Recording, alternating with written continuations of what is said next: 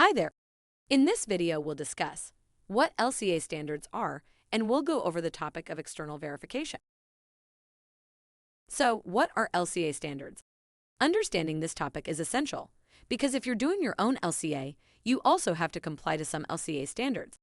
The aim of these standards is to ensure a level playing field for everyone doing an LCA, so that doing an LCA is actually a fair game. As an example, imagine you're playing a sports game such as football. You need a certain set of rules, otherwise the match won't be fair because everybody can make up their own rules, leading to unfair advantages and likely foul play. The same holds for life cycle assessment. To ensure fair competition, it is important to have rules. LCA standards set these rules. By doing so, they ensure fair competition and they keep LCA comparable. See it like comparing apples with apples and not apples with pears. Let's talk about the different kind of LCA standards. LCA standards can be general or more specific. More general LCA standards are, for example, the ISO 14040 and ISO 14044. You always have to comply to these standards when you're doing an LCA. You cannot even call something an LCA if you don't.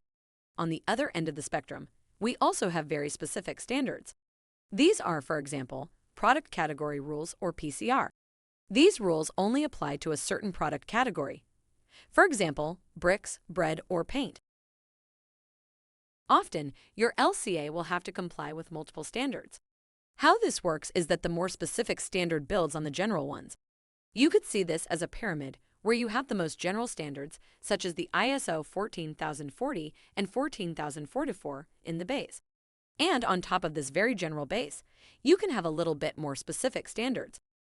And one example of this is the EN 15804, which is the standard for the European construction industry. This one is a bit more specific, but it's still very general because the construction industry covers many different types of products and services. On top of this European construction industry standard, you could also have a national standard for the country you want your LCA to be valid in. This national standard still follows the rules of the European standard, but it might contain some more country-specific rules, such as, for example, country representative transportation distances. At the top of the pyramid, you could have the most specific LCA standards, which are product category rules or PCRs.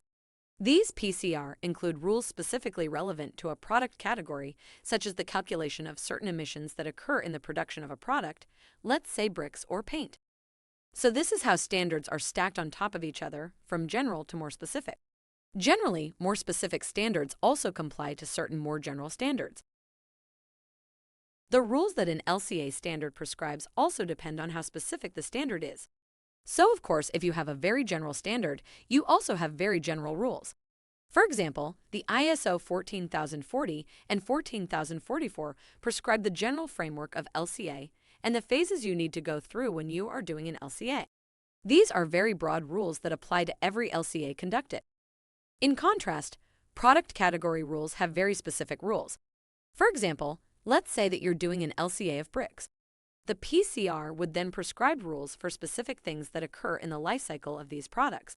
Think about calculation guidelines for certain emissions that occur during the baking of the bricks, or environmental impact data points that should be used to model a certain raw material. Waste treatment scenarios for certain products are also often included in PCR. This illustrates that the type of rules that are in the LCA standard really depends on how specific the standard is. But who ensures that life cycle assessments are compliant with standards? Of course, if you make rules, you also need to make sure that the rules are followed. Let's go back to our football match example. Here, you have a referee to enforce the rules because even if everyone knows them, teams might still try to bend the rules or interpret them differently. In LCA, third-party verifiers act as the referees. These are accredited to verify a study according to certain standards and can check if an LCA study complies with the selected standards. They give feedback where necessary. Once the verifier agrees that an LCA study complies, he or she issues a verification statement, which you can use to prove the study is compliant. So in summary, in this video, I explained what an LCA standard is and how it works, and that there are more general and more specific LCA standards that build on each other. I also gave some examples of rules that you could expect and explained how compliance to LCA standards is ensured. Of course, there's much more to this topic. Thank you for watching this video and good luck with the rest of your LCA journey.